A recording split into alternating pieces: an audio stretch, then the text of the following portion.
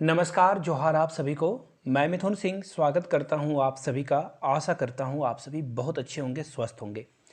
Jharkhand police के set ए का जो भी क्वेश्चन प्रीवियस ईयर में पूछा गया था 2015-16 के बहाली में, उसके सारे क्वेश्चंस का आंसर हम लोग यहाँ पे ढूंढेंगे बिल्कुल डिटेल्स में। आप लोगों से रिक्वेस्ट है, अगर आपको ये पीडीएफ चाहिए तो यहाँ से मेरी ईमेल आईडी और इंस्टा आईडी आपको दिख रही होगी। देखिए यहाँ पे आपको सेट ए दिख रहा है ना, बी और सी भी आपको मैं प्रोवाइड कर दूंगा जो कि प्रीवियस ईयर में पूछे गए थे।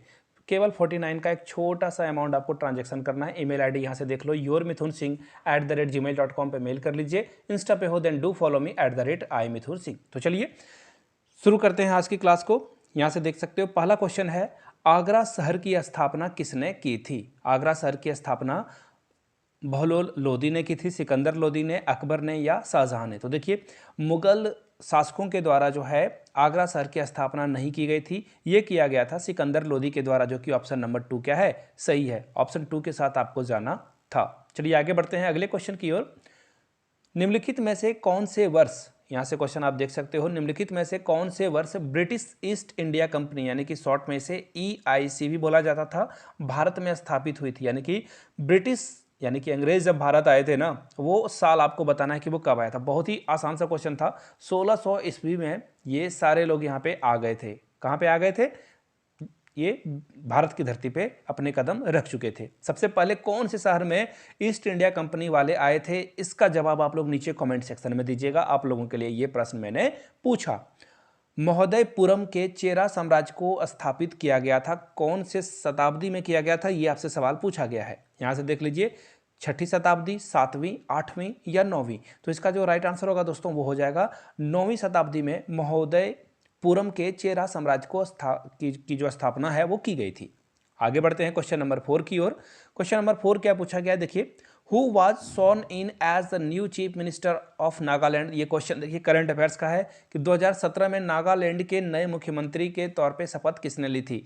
ये तो आसान सा सवाल है, बट एक्चुअली ये करंट अफेयर्स है तो इसे हम लोग पढ़ेंगे नहीं, क्योंकि ये 2017 की बात है। मैं आपसे क्वेश्चन पूछ लेता हूँ इसके बदले में। जी हाँ, इसके बदले में आपसे मैं क्वेश्चन ये पूछूंगा, आपको अभी आसाम के चीफ मिनिस्टर कौन है, नीचे कमेंट करके बताइएगा। देखिए क्वेश्चन का आंसर आप लोग नीचे कमेंट सेक्शन में जरूर दीजिएगा, ताकि आप जो है जीके वगैरह याद आपको अच्छे से हो सके। देखते हैं अगले क्वेश्चन की ओर। ग्रेट बैकवर्ड बर्ड काउंट्री यानी कि GBC 2017 के रिपोर्ट के मुताबिक भारत की पक्षी प्रजातियों का सबसे अधिक प्रतिशत राज्य के किस राज्य में? यानी कि आपको बस ये बताना है कि झारखंड में कौन, एक्चुअली झारखंड नहीं, भारत में किस राज्य में सबसे ज़्यादा पक्षियों की प्रजातियां पाई जाती है? तो इसका राइट आंसर क्या होगा? हिमाचल प्रदेश। हिमाचल प्रदेश में सबसे ज़्यादा जो है पक्षियों की जो प्रजातियां हैं वो पाई जाती है। केरला को कहा जाता है गॉड्स ऑन कंट्री यानी कि भगवान का अपना जगह, इसे आप याद रख लीजिएगा। आसाम में बिहू फेस्टिवल मनाया जाता है, बिहू का त्यौहार मनाया जाता है, तो इन चीज़ों को याद रखिएगा। राजस्थान जो कि टूरिज्म यानी कि पर्यटन का बहुत बड़ा आकर्षक केंद्र है, याद रखिएगा। राजस्थान में अभी जो है टोटल जिले की संख्या बढ़ाकर 50 कर दी गई है, तो एग्जाम में ये सब क्वेश्चन पूछे जा सकते हैं। 19 जिलों को बढ़ाया गया है राजस्थान में। आगे बढ़ते हैं, ये लेटेस्ट कल परसों का ही डेटा है, यानी कि अगर मैं बताऊं टू बी डेट, क्योंकि आप लोग इस वीडियो को बाद में भी देखोगे, तो ये मार्च के आखिरी कुछ दिनों की बात है, तब इसे बदला गया है। भारत के निम्न जैव रिजर्व में कौन सा बायोस्फीयर रिजर्व के विश्व नेटवर्क में शामिल नहीं है?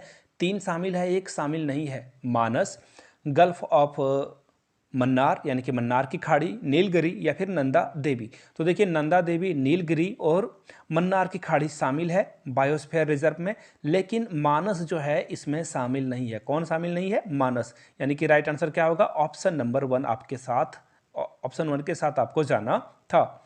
बढ़ेंगे क्वेश्चन नंबर 7 की ओर। What is the full form of EBCDIC? यानी कि इसका फुल फॉर्म क्या है EBCDIC का? तो देखिए इसका जो फुल फॉर्म है मैं आपको वही बता देता हूं। एक्सटेंडेड बाइनरी, यहां से देखिए extended binary coded decimal interchange code, इसका क्या है? Interchange code.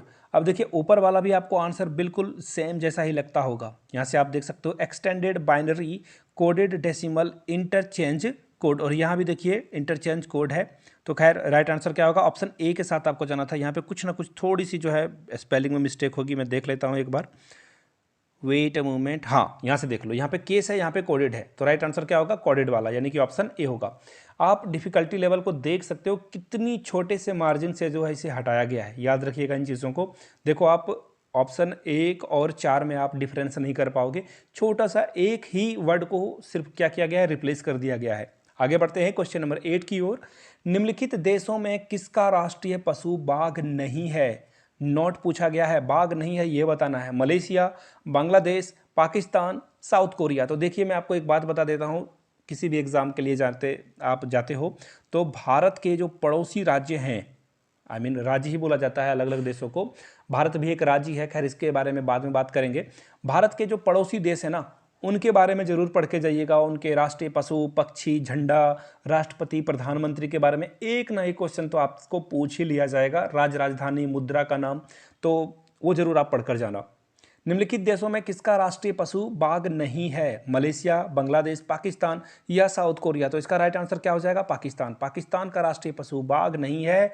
नीचे कमेंट करके आप बताइएगा पाकिस्तान का राष्ट्रीय पशु क्या है। अभी तक मैं एक और आपको फन फैक्ट बता देता हूं पाकिस्तान के बारे में। पाकिस्तान में आज तक 75 साल इंडिया के साथ ही लगभग क्या, एक दिन पहले पाकिस्तान आज़ाद हुआ है, हम लोग 15 को, और पाकिस्तान 14 अगस्त को अपना स्वतंत्रता दिवस मनाता है, इंडिपेंडेंस डे सेलिब्रेट करता है। पाकिस्तान में आज तक कोई भी लीडर 5 साल तक पीएम नहीं रह सका है। 5 ईयर्स तक जो है पीएम बनकर नहीं रह पाया है, ये दुर्भाग्य वाली बात है। और हमारे पहले पीएम जवाहरलाल नेहरू 16 सालों तक हमारे देश के पीएम थे। तो आप देख सकते हो इंडिया में डेमोक्रेसी यानी कि लोकतंत्र है, और पाकिस्तान में क्या है आप जान ही सकते हो। फिलहाल हम लोग जाएंगे क्वेश्चन नंबर 9 की ओर। Who was the first Muslim lady to ever rule India? यानी कि इंडिया पे मुस्लिम शासिका वो कौन थी जिसने इंडिया पर राज किया, शासन किया? जीनत उन निशान, रजिया सुल्तान, रानी लक्ष्मीबाई या मुमताज महल। तो इसका राइट आंसर होगा रजिया सुल्तान। रजिया सुल्तान इल्तुतमिश की पुत्री थी। देखिए मैं क्या बोल रहा हूँ, इल्तुतमिश। हाँ, अब मैंने सही बोल दिया। आगे बढ़ेंगे अगले क्वेश्चन की ओर। येलो रिवॉल्यूशन जो है इंडिया से किस से रिलेटेड था? तो देखिए जहाँ भी आपको ऑयल सीड मिलेगा, देखो आप सरसों को देख लो तो वो उसकी जो कलर है वो आपको पता चल जाएगा, वो क्या होता है, येलो होता है। तो येलो जो क्रांति थी, पीली क्रांति, येलो रिवॉल्यूशन बोलते हैं इंग्लिश में इसे, वो तिलहन क्रांति से संबंधित थी। चलिए आगे बढ़ते हैं। Sanskrit is an official language of which of the following state? Sanskrit जो है किस राज्य की आधिकारिक भाषा है? तो उत्तराखंड। देखिए उत्तराखंड को देवों की भूमि भी कहा जाता है, घाटियों की खाड़ी भी उत्तराखंड को कहा जाता है। एक मूवी आई थी इमरान हाशमी की और विद्या बालन की, शायद मेरी अधूरी कहानी या कुछ था, वो पूरी मूवी उत्तराखंड में शूट की गई थी। फूलों की घाटियाँ आपको देखने को मिल जाएगी। तो उत्तराखंड की जो भाषा है वो है संस्कृत। उत्तराखंड में सबसे ज़्यादा ब्राह्मण आपको वहीं पे मिलेंगे, वहाँ पूजा पाठ वगैरह का माहौल ज़्यादा है, इसलिए आपको संस्कृत वहाँ की ऑफिशियल लैंग्वेज में दिख जाएगी। Who is the author of the book one Indian girl? यानी कि चेतन भगत के द्वारा ये बुक लिखी गई है, मेरे पास भी है। Chetan Bhagat is the right answer. 1 के साथ आपको जाना था। अमीश त्रिपाठी के बुक को पढ़ लीजिएगा, एग्जाम में इनसे बहुत सवाल पूछे जाते हैं अमीश त्रिपाठी के बारे में। आगे बढ़ेंगे 2017-18। देखिए ये हो गया करंट अफेयर्स का क्वेश्चन, आपको नहीं पढ़ना है इसे, ये नहीं पढ़ना है आपको। आगे बढ़ते हैं 2017, फिर से देखो यहाँ पे करंट अफेयर्स का क्वेश्चन है, छोड़ देते हैं इसे। अब देखिए ये क्वेश्चन ना एग्जाम के लिए बहुत बहुत इंपॉर्टेंट है। एक क्वेश्चन तो अगले एग्जाम में भी झारखंड पुलिस में पूछा ही जाएगा। कौन सा क्वेश्चन है? निम्नलिखित में से कौन सा दिन भारत में राष्ट्रीय डेंगू दिवस के रूप में मनाया जाता है? तो देखिए भारत में डेंगू दिवस के रूप में कौन सा डे को सेलिब्रेट करते हैं? 18 मई बिल्कुल गलत, 14 मई भी गलत, 23 मई भी गलत, यानी कि 16 मई को हम लोग राष्ट्रीय डेंगू डे सेलिब्रेट करते हैं। अब मैं आपसे 2-3 क्वेश्चन पूछूंगा, नीचे कमेंट करके आपको आंसर देना है। हम लोग आर्मी डे कब सेलिब्रेट करते हैं? पहली बात, एड्स डे कब सेलिब्रेट किया जाता है? भारत में शिक्षक दिवस और विदेश में शिक्षक दिवस कब मनाया जाता है? ये क्वेश्चन में फंसते हैं बच्चे, इनको जरूर कर लीजिएगा। साक्षरता दिवस किस दिन मनाया जा सकता है और जा सकता है क्या मनाया जाता है? 11 जुलाई को। ये क्वेश्चन ना एसएससी में बहुत बार पूछा जा चुका है। 11 जुलाई को हम लोग विश्व जनसंख्या दिवस मनाते हैं। 1 और 1 मिलकर 11 हो जाते हैं, तो ऐसे आप ट्रिक से याद कर सकते हो इसे। आगे बढ़ते हैं। निम्नलिखित में से किसने संयुक्त राष्ट्र विकास कार्यक्रम यानी कि यूएनडीएफ को स्थापित किया है? उसका नाम क्या है? तो देखिए जनरल असेंबली कहाँ है? ऑप्शन नंबर 3 में। जनरल असेंबली के द्वारा यूएनडीपी की जो है उसके द्वारा उसका गठन किया गया है। अब देखिए G7 कंट्री यानी कि विश्व की सबसे ज़्यादा जिनकी जीडीपी है, जीडीपी यानी कि वहाँ पे डेवलपमेंट सबसे ज़्यादा हो रहा है, उनमें से कनाडा, ब्रिटेन और फ्रांस के अलावा कौन सा देश इसमें शामिल है? तो इंडिया इसमें शामिल नहीं है। इंडिया G20 का पार्ट है, क्वेश्चन ये भी पूछा जा सकता है। तो इंडिया जो है 20 सबसे बड़े जीडीपी देश में, इसमें चाइना भी है, रसिया भी है। G20 में रसिया भी है, चाइना भी है और इंडिया भी इसमें शामिल है। पाकिस्तान इसमें शामिल नहीं है, भिखारी कंट्री कहाँ से शामिल हो पाएगा। फिलहाल देख लीजिए, इसमें जर्मनी भी है, इटली भी है और जापान के साथ यूनाइटेड स्टेट भी है। तो रसिया यहाँ पे मैंने आपको बताया था G7 में नहीं है, ये ऑप्शन कट गया। देखो ऐसे आप हटा सकते हो, चाइना भी इसमें नहीं शामिल है, ये कट गया। अब देखिए मलेशिया भी कट गया, मलेशिया तो है नहीं, तो राइट आंसर क्या हो जाएगा? ऑप्शन थर्ड जर्मनी इसका राइट आंसर हो जाएगा। Germany, Italy, Japan and United state यानी कि अमेरिका की बात हो रही है। पूछा गया है DIPAM किसके लिए बोला जाता है? क्वेश्चन पता नहीं, फुल फॉर्म वाले क्वेश्चन हर एग्जाम में पूछे जाते हैं, याद कर लीजिएगा। डी जो है स्टैंड करता है किसके लिए? डेवलपमेंट यानी कि निवेश के लिए। अगला है आई यानी कि इन्वेस्टमेंट, पी यानी कि पब्लिक, एसेट मैनेजमेंट यानी कि निवेश विभाग, सार्वजनिक संपत्ति प्रबंधन। कहाँ है ऑप्शन? ऑप्शन नंबर आपको ये दिखेगा कहाँ पे? ऑप्शन नंबर थर्ड इसका राइट आंसर कहाँ है? 1, ये देख लो, ये फर्स्ट में ही इसका राइट आंसर है।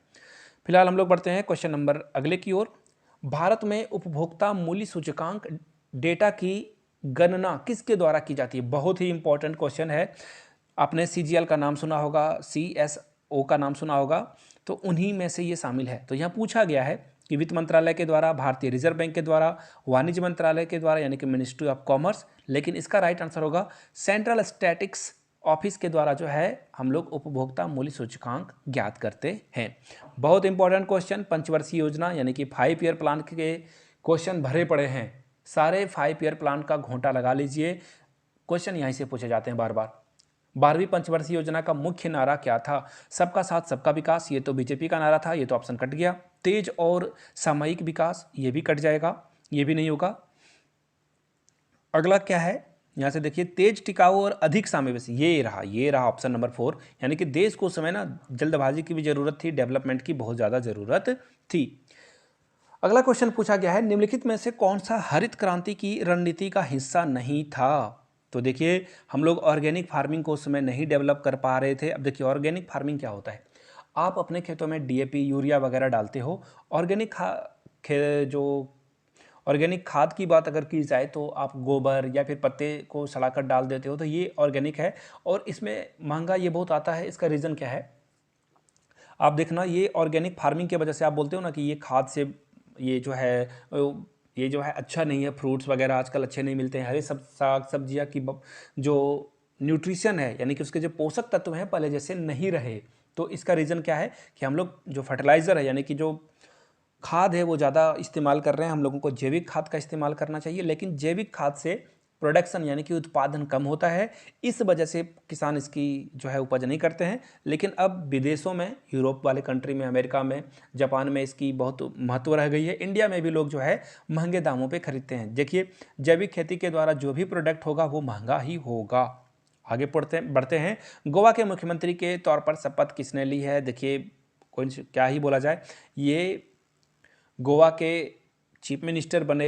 ये एक्चुअली भारत के रक्षा मंत्री, डिफेंस मिनिस्टर भी रह चुके थे, IIT से पास आउट ये थे और इनको साइकिल चलाना बहुत पसंद था। और ये हमारे बीच अब नहीं है, दुर्भाग्य की बात है कि मनोहर पर्रिकर जैसे व्यक्तित्व को हमने खो दिया है। फिलहाल ये करंट अफेयर्स था, आगे बढ़ते हैं। Who was the appointed UNICEF ambassador for ICC women's world cup 2017? Sachin Tendulkar right answer है, लेकिन ये करंट अफेयर्स है। आगे बढ़ेंगे, ये भी करंट अफेयर्स है। नेक्स्ट क्वेश्चन भी करंट अफेयर्स है। करंट अफेयर्स से बहुत सारे क्वेश्चन पूछे गए थे, देखिए अब करंट अफेयर्स वाले ही क्वेश्चन थे। ये भी क्वेश्चन करंट अफेयर्स का ही है। चेयरमैन नीति आयोग के कौन होता है? तो ये क्वेश्चन एक्चुअली करंट अफेयर्स का नहीं है, ये फैक्चुअल क्वेश्चन है। नीति आयोग, देखिए पहले जो योजना आयोग था उसको हटा करके मोदी गवर्नमेंट के द्वारा नीति आयोग की स्थापना की गई है और प्रधानमंत्री ही इसके जो है अध्यक्ष होते हैं। EWERTY कीबोर्ड का आविष्कार किसने किया है? आपको उसका नाम बताना है, बहुत इंपॉर्टेंट। क्रिस्टोफर, ये रहा option number third, Christopher souls के द्वारा जो है इसका जो है इन्वेंशन यानी कि आविष्कार किया गया है। इन्वेंशन मतलब होता है आविष्कार। चलिए आगे बढ़ते हैं अगले प्रश्न की ओर। देखिए, पैसो जो है किस कंट्री का ऑफिशियल करेंसी नहीं है? तो देखिए, ब्राज़ील का ये नहीं है, बाकी फिलीपींस का भी पैसो है, मैक्सिको का भी, अर्जेंटीना का भी है। राइट आंसर क्या हो जाएगा?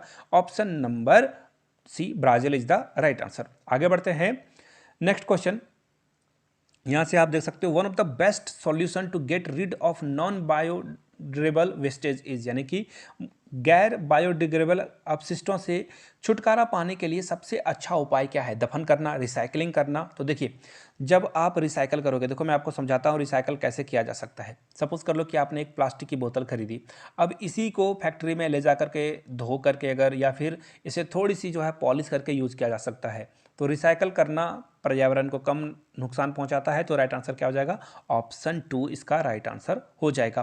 पत्ता गिरावट द्वारा प्रेरित किया जाता है, पत्ता जो है किसके द्वारा गिरता है? तो इसका राइट आंसर अस्कॉर्बिक एसिड यानी कि ऑप्शन नंबर 4 होगा। याद रखिएगा, फैक्चुअल क्वेश्चन है। आगे बढ़ते हैं, अब देखिए साइंस का क्वेश्चन आना कुछ कुछ शुरू हो चुका है। ईवीएस के क्वेश्चन है ये। एबिक्स जो है किस प्रकार का सूचक है? एबिक्स से हम लोग जो है सिंथेटिक के बारे में पता करते हैं कि कपड़ा में कितनी सिंथेटिक की मात्रा डली हुई है, क्या है। आगे बढ़ते हैं नेक्स्ट क्वेश्चन की ओर।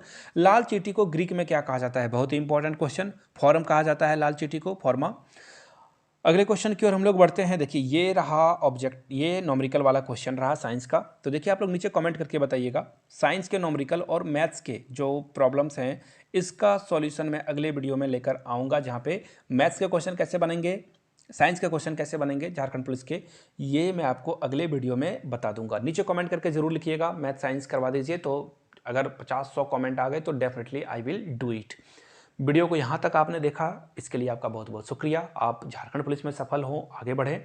जाते जाते फिर से दोहरा देता हूँ, यहाँ से मेरी ईमेल आईडी और इंस्टा आईडी देख लो, yourmithunsingh@gmail.com पे आप मुझे मेल कर सकते हो। If you are Instagram then do follow me @imithunsingh। और previous year question paper Jharkhand police के सेट A, B, C आपको प्रोवाइड कर दिया जाएगा। वीडियो को आपने यहाँ तक देखा, इसके लिए आपका फिर से एक बार अभिनंदन, स्वागत और नमस्ते आपको। चलिए, वीडियो को लाइक करना है, नए हो तो चैनल को सब्सक्राइब कर लेना है आपको, और अपने दोस्तों तक इस वीडियो को जरूर साझा करें, शेयर करें इस वीडियो को। धन्यवाद।